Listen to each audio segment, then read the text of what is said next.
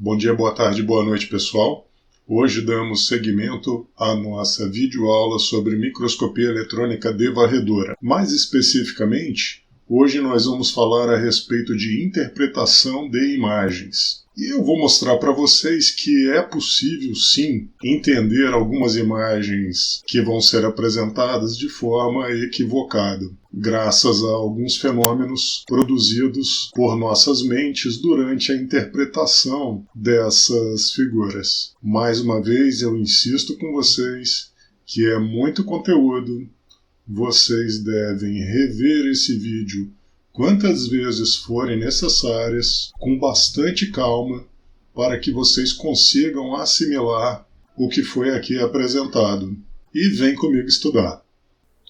Dando prosseguimento à nossa videoaula sobre a microscopia eletrônica de varredura, hoje vamos falar sobre a interpretação das imagens. A primeira coisa que nós devemos saber é que a interpretação das imagens é simples. Nós podemos imaginar dessa forma: nossa amostra, ou nosso artefato, nosso objeto de análise, é iluminado a partir de um ângulo de 45 graus. E nós, que somos os observadores, estamos posicionados acima da amostra, perpendicularmente a ela.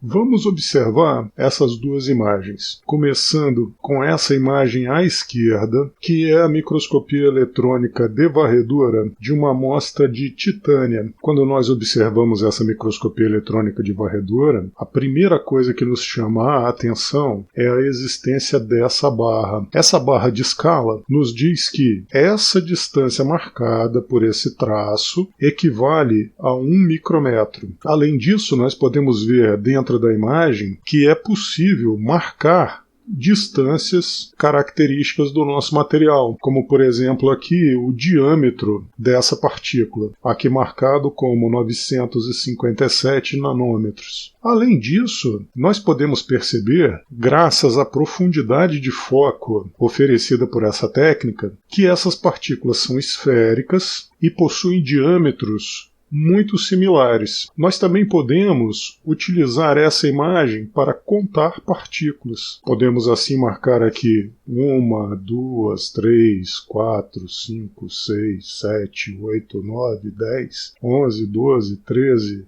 N partículas. Por sua vez, a imagem à direita da nossa tela mostra a microscopia eletrônica de varredura de uma amostra de poliestireno. Quando nós olhamos para essa microscopia eletrônica de varredura, é possível perceber que a superfície é extremamente irregular. Essa irregularidade é possivelmente fruto de uma fratura em uma amostra que se deforma de forma plástica. Por isso nós vemos aqui, volto a repetir, todas essas rebarbas. Agora eu devo perguntar para vocês se vocês acharam essa explicação convincente. Espero que sim. Mas vou oferecer uma segunda explicação a respeito dessa imagem para vocês. Quem de vocês consegue ver um porquinho dentro de um cesto nessa imagem? Concordam comigo que parece um daqueles porquinhos que nós usamos para guardar moedas? Reparem aqui as orelhinhas, os olhinhos e o focinho do nosso porquinho que está aninhado dentro dessa cestinha. Todos vocês conseguiram ver? Espero que sim. Toda vez que isso acontece, nós devemos lembrar da existência de um fenômeno chamado pareidolia, que envolve um estímulo vago, aleatório, que acaba sendo percebido, surpreendentemente, como algo que tem um significado próprio. É como quando olhamos para as nuvens e vemos formas nessas nuvens. Portanto, embora a interpretação dessas imagens por microscopia eletrônica de varredura seja simples, nós devemos ter sempre em perspectiva que informações adicionais são valiosas. Então, retornando ao começo dessa explicação, quando eu disse que se tratava de uma amostra de poliestireno que sofreu uma deformação plástica, reparem, isso é especulação pura, porque eu não estou apresentando dados adicionais para vocês. Essa explicação faria sentido apenas se eu apresentasse ensaios de tensão e deformação que corroborassem as minhas observações obtidas via microscopia eletrônica de varredura. Vamos para outro caso. Aqui nós temos, novamente, uma interpretação de imagens que é bastante simples. Essa figura mostra nanopartículas de óxido de ferro encapsuladas em polistireno. Como referência, nós temos o número atômico do carbono, maior constituinte do polistireno, que é igual a 6, e o número atômico do ferro, maior constituinte da fase inorgânica, que é igual a 26. Quando nós olhamos para essa imagem, nós percebemos o contorno das partículas de polistireno e no interior dessas partículas nós conseguimos perceber também a presença de partículas bem menores que correspondem à fase óxido de ferro. Entretanto, quando nós lembramos das diferenças entre as imagens obtidas por elétrons secundários e elétrons retroespalhados, a falta de maiores detalhes referentes à profundidade de foco nos leva a crer que essa imagem foi obtida usando um detector de elétrons retroespalhados. Mas se essa imagem foi obtida usando um detector de elétrons retroespalhados e nós estamos no campo do microscópio eletrônico de varredura, por que as nanopartículas de magnetita ou óxido de ferro aparecem mais escuras se o ferro possui um número atômico muito maior que o número atômico do carbono? Em outras palavras, seria de se esperar que essas estruturas de óxido de ferro aparecessem mais brilhosas no microscópio eletrônico de varredura. A explicação para isso também é simples. Provavelmente, os autores desse trabalho inverteram as cores da imagem para obter maior contraste das nanopartículas inseridas nas esferas de polistireno. Sim, vocês podem fazer isso, desde que vocês informem, na metodologia do trabalho de vocês, que vocês adotaram essa inversão de cores.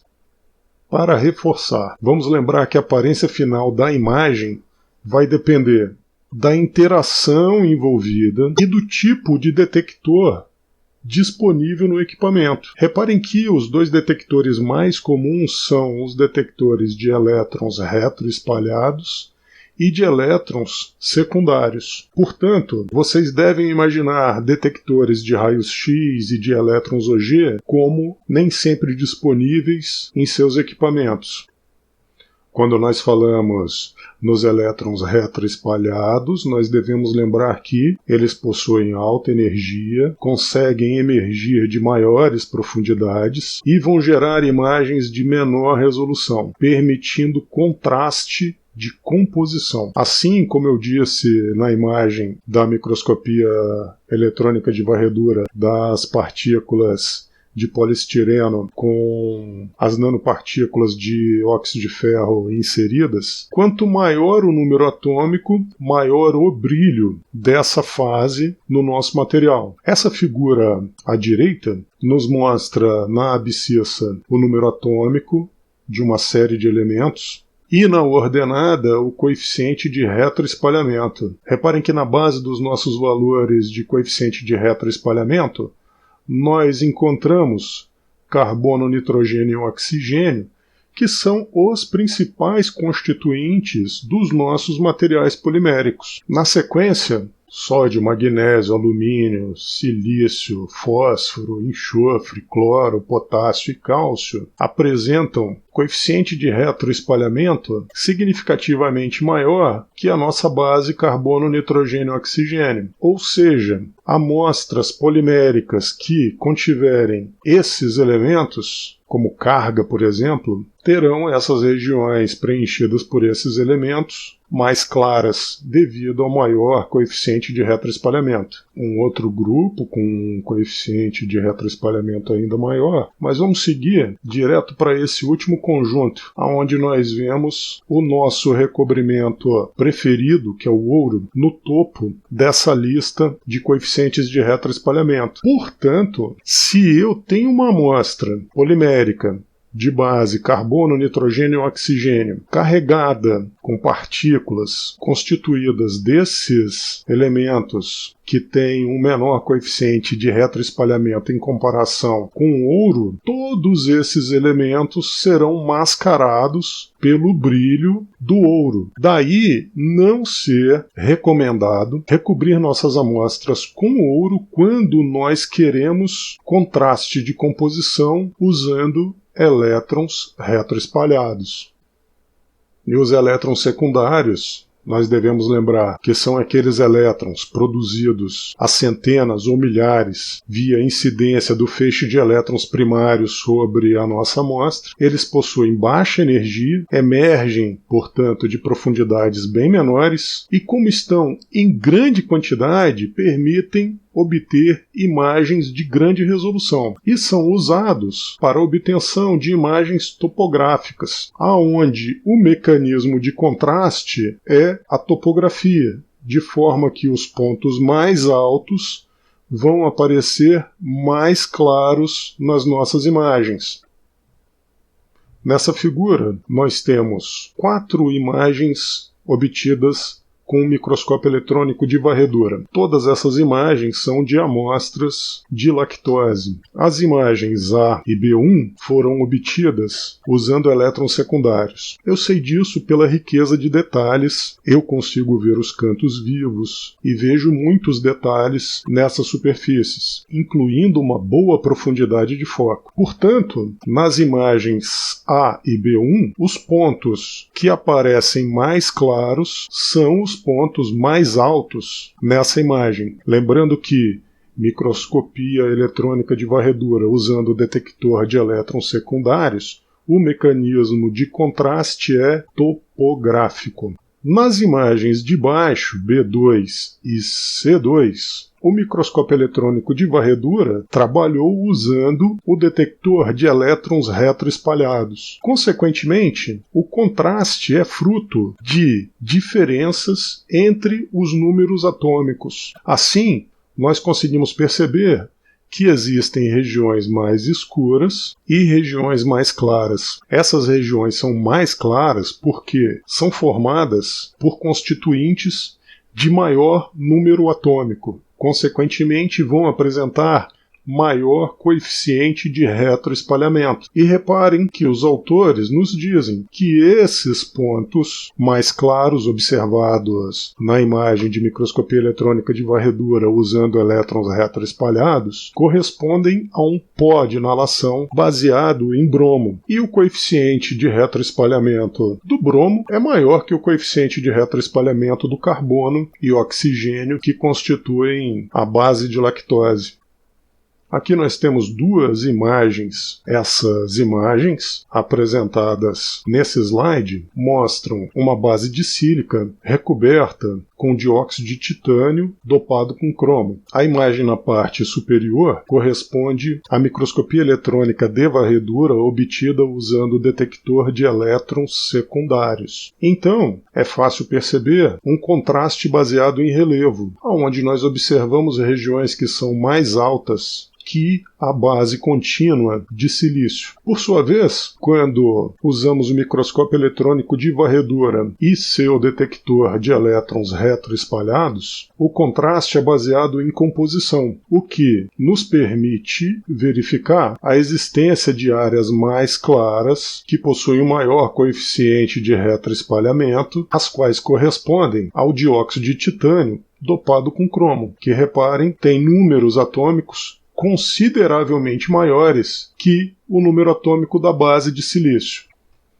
Nessa outra imagem, nós temos ferro depositado sobre carbono. Quando nós usamos o microscópio eletrônico de varredura para obter imagens a partir dos elétrons secundários, novamente, o nosso foco, o nosso mecanismo de contraste ao relevo, e as regiões mais altas vão aparecer mais claras. Por sua vez, quando usamos os elétrons retroespalhados, o mecanismo de contraste é a composição. O número atômico da base de carbono é 6, enquanto que o número atômico das incrustações de ferro é muito maior, igual a 26. Portanto, essas partículas de ferro, que possuem um número atômico muito maior que o da base de carbono, vão aparecer brilhantes na imagem obtida com elétrons retroespalhados.